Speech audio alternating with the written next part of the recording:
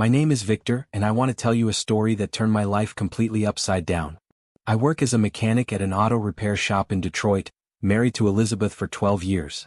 I thought I knew my wife inside and out, but how wrong I was. It all started last spring. Elizabeth worked as a manager at an insurance company office, and suddenly became very interested in my work stories. Before, she barely listened when I talked about clients or car breakdowns. But now she starts asking for details, writing something on her phone, laughing at jokes I tell about colleagues. "Tell me something else interesting from work, honey," she would say at dinner, looking at me with interest I hadn't seen in years. I was happy for such attention. I started making up funny situations, embellishing real events. I told her about how a client came with a car smoking like a steam engine, and it turned out he forgot to release the handbrake. Or how a young girl brought a wheel and asked to pump air into the rim. But the real shock was waiting for me later. One day my colleague Mike invited me for a beer after work. We were sitting at the Red Lobster bar talking about football when he suddenly says, "Victor, did you know your wife is very active on social media?" I was surprised. Elizabeth was never one to post anything online. "What do you mean?" Mike showed me his phone. There was an Instagram account named @Elizabeth Detroit Life. The page was full of photos of my wife in places I'd never seen her, expensive restaurants, a fitness club, some luxurious office. But that wasn't the worst part yet. The real shock was waiting in the stories. There I saw text posts with my own stories. The same story about the client with the steam engine, the same joke about the girl with the wheel. Only now it was presented as her own work experience at some prestigious company. Today we had a client approach us.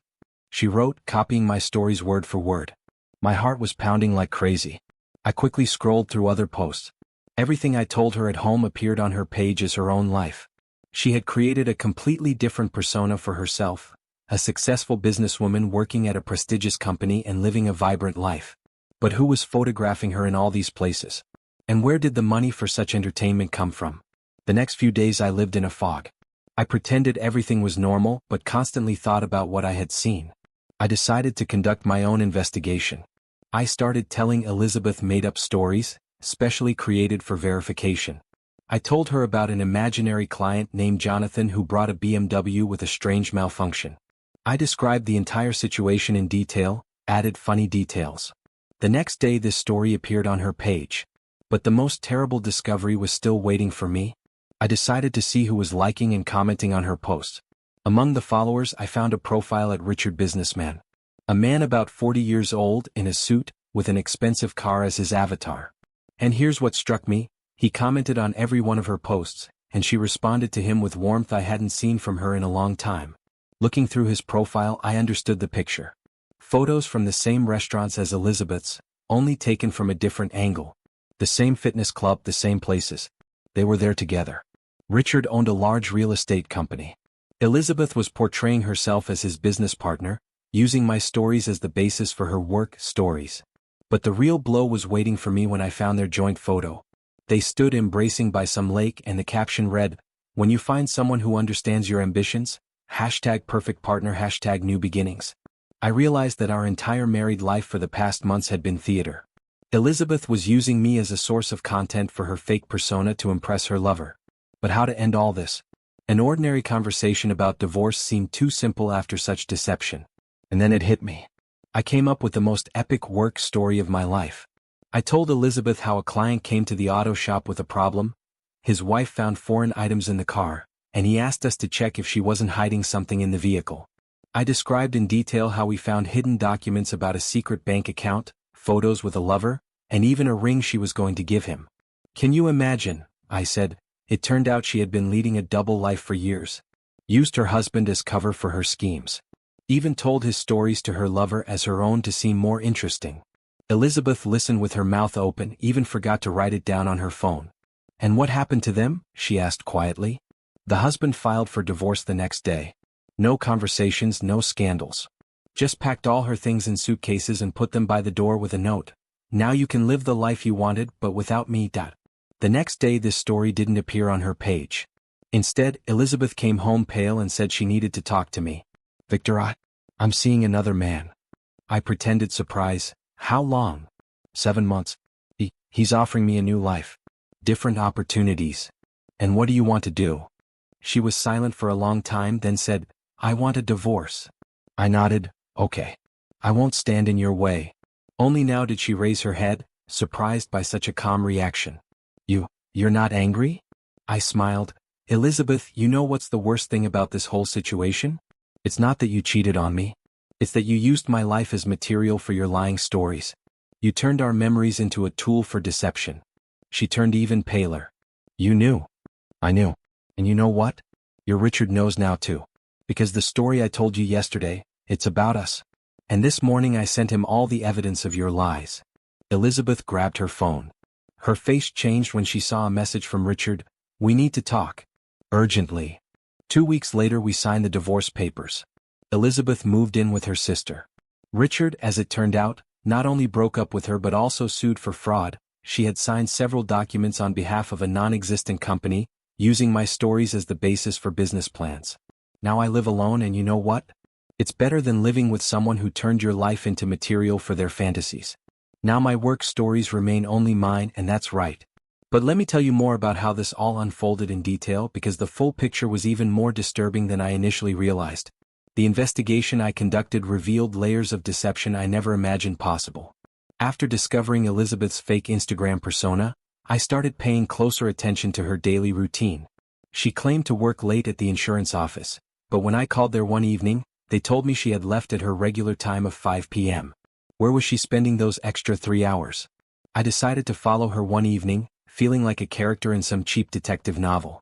But desperate times call for desperate measures, right? I parked across from her office building and waited. At exactly 5:05 p.m., Elizabeth emerged, but instead of heading to her car, she walked 2 blocks to a luxury hotel downtown. My heart sank as I watched her enter the lobby. 20 minutes later, a black Mercedes pulled up, and out stepped Richard, the man from the Instagram photos. He was even more imposing in person, wearing a tailored suit that probably cost more than my monthly salary. They embraced like old lovers, not business partners. I sat in my truck, watching through the hotel's glass windows as they had what appeared to be an intimate dinner. Elizabeth was animated, gesturing expressively, and I could only imagine she was regaling him with more of my work stories, repackaged as her own professional experiences. That's when I realized the true scope of her betrayal. It wasn't just adultery, it was identity theft of the most personal kind. Over the next few weeks, I became obsessed with uncovering the full extent of Elizabeth's deception. I created a fake Instagram account and started following both her and Richard's activities more closely. What I discovered was an elaborate fantasy world they had constructed together. Elizabeth had told Richard she was a consultant for automotive companies, using my technical knowledge to sound credible. She described her clients with precision that only came from my years of experience. The story about the woman who didn't know how to check her oil? That became Elizabeth's tale of helping a high-profile female executive with her luxury vehicle. The client who tried to put diesel fuel in a gasoline engine? Elizabeth transformed that into a story about advising a Fortune 500 CEO on fleet management. Every intimate detail I had shared with my wife about my work, every frustration, every small victory, had been repackaged and sold to another man as proof of her professional competence and worldly experience. But the psychological manipulation went deeper than I initially understood.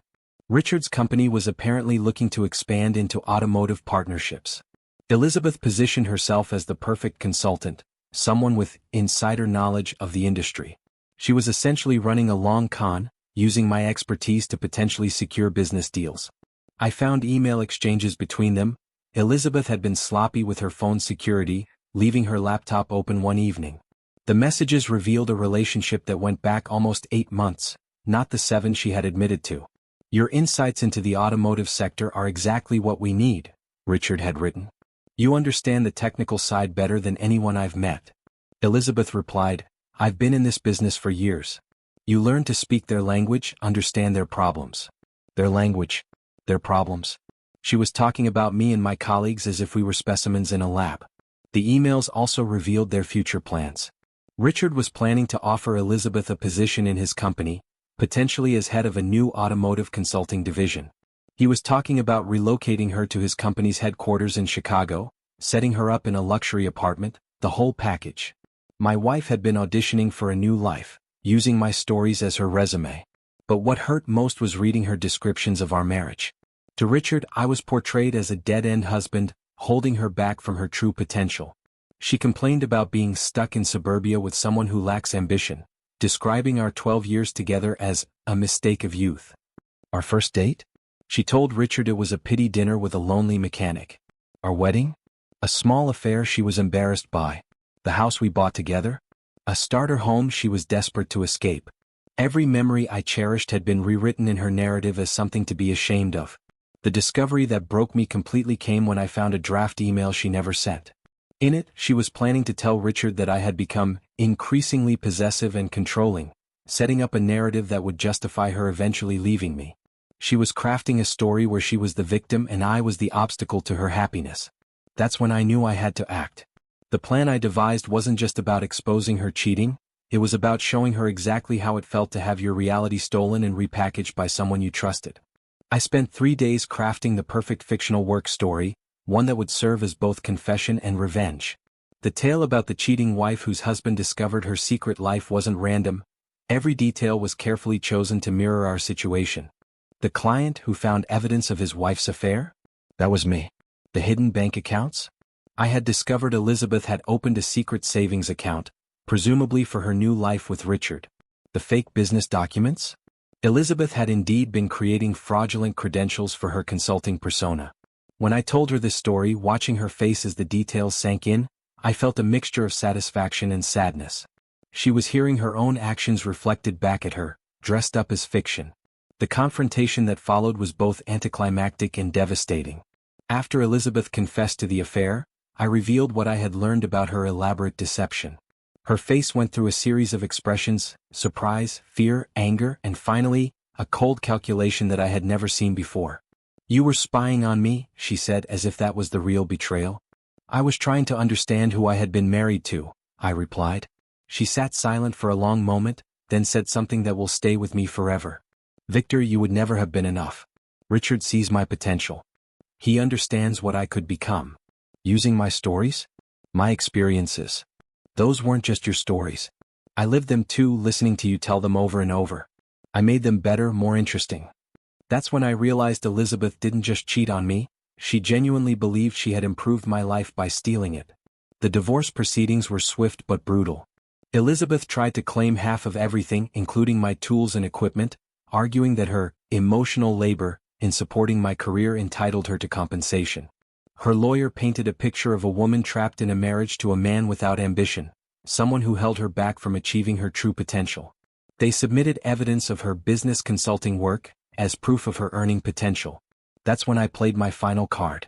I provided the court with all of Elizabeth's social media posts, the email exchanges with Richard, and documentation showing how she had used my professional knowledge to create fraudulent business credentials. I also presented evidence that she had been negotiating job offers using fake qualifications. The judge was not amused. Elizabeth's fraud went beyond just stealing stories. She had potentially committed actual business fraud by misrepresenting her qualifications to Richard's company. The court ordered an investigation, and Elizabeth suddenly found herself facing potential criminal charges. Richard, meanwhile, had immediately terminated all business discussions with Elizabeth once I provided him with evidence of her deception. His company's legal team was now reviewing whether to pursue charges for attempted fraud. The woman who had spent months building a fantasy life based on stolen experiences found herself with no husband, no lover, no job prospects, and potential criminal liability. Elizabeth moved in with her sister in Grand Rapids, about 3 hours away. Last I heard, she was working at a call center, using her real skills for the first time in months. The final twist came 6 months after our divorce was finalized. Richard's company actually reached out to me directly. They were genuinely interested in automotive consulting services and had been impressed by the technical knowledge Elizabeth had displayed, my technical knowledge, of course. They offered me a contract as an independent consultant, paying me more for my actual expertise than Elizabeth had ever could have earned pretending to have it. I accepted the position and now split my time between the repair shop and consulting work. It's given me financial stability and, more importantly, validation that my knowledge and experience have real value. Elizabeth had tried to steal my life to build her own, but in the end, she had only proven that what I had to offer was worth stealing.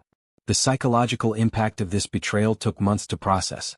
Trust, once shattered, doesn't simply rebuild itself. I found myself questioning every memory, every conversation, wondering what else had been performance and what had been genuine. I started seeing a therapist, Dr. Sarah Martinez, who helped me understand that Elizabeth's behavior wasn't a reflection of my worth as a person. She explained that some people are capable of compartmentalizing their lives to an extent that allows them to betray those closest to them while convincing themselves they're justified. She didn't just cheat on you, Dr. Martinez said during one of our sessions. She appropriated your identity. That's a unique form of psychological abuse.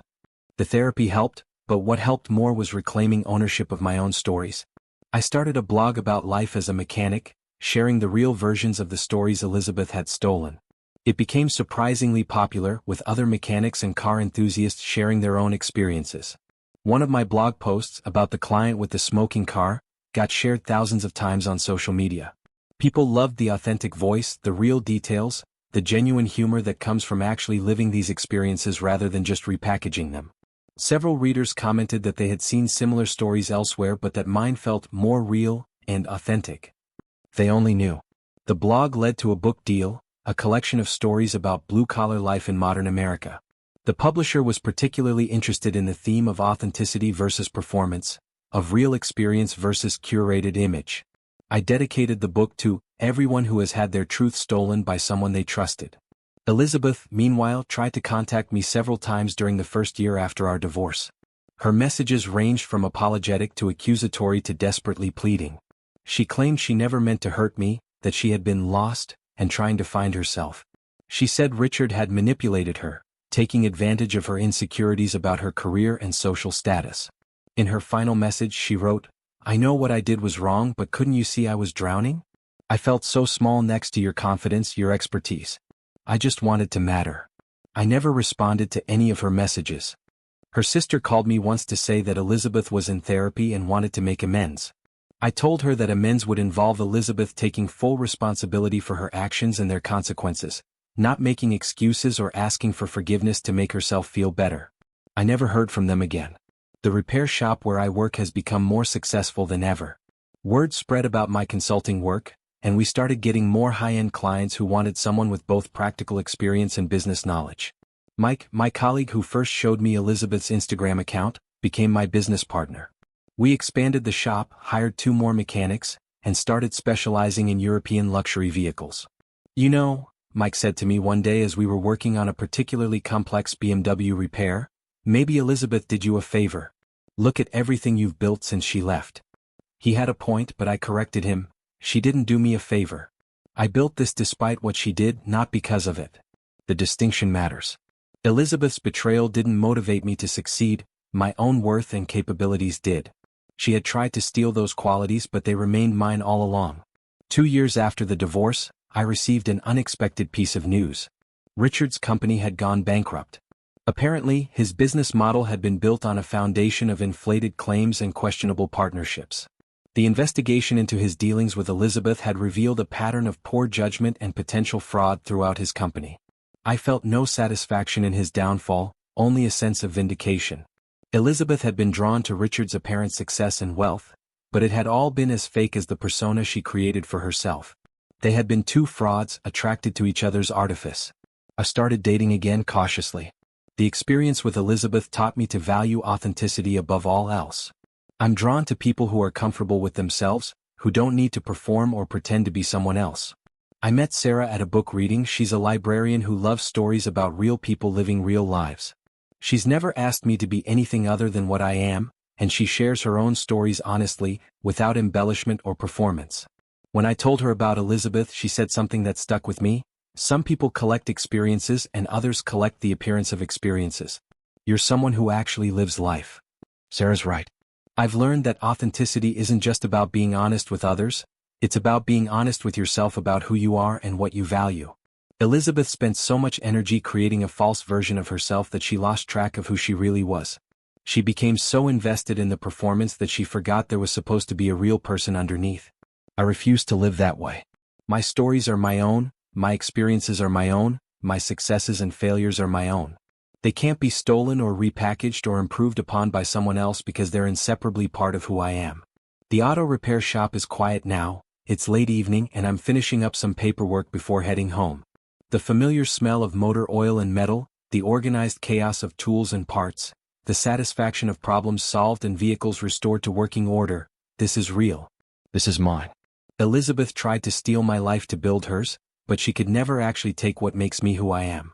Those qualities, skill, experience, integrity, the ability to find humor and meaning in everyday work, they weren't transferable. They could be mimicked but not replicated, copied but not truly possessed. In the end, she was left with nothing but the hollow shell of a borrowed identity, while I remained myself, perhaps battered and certainly wiser, but fundamentally unchanged. That's the real victory. Not that she failed in her deception, but that her deception couldn't diminish who I actually am.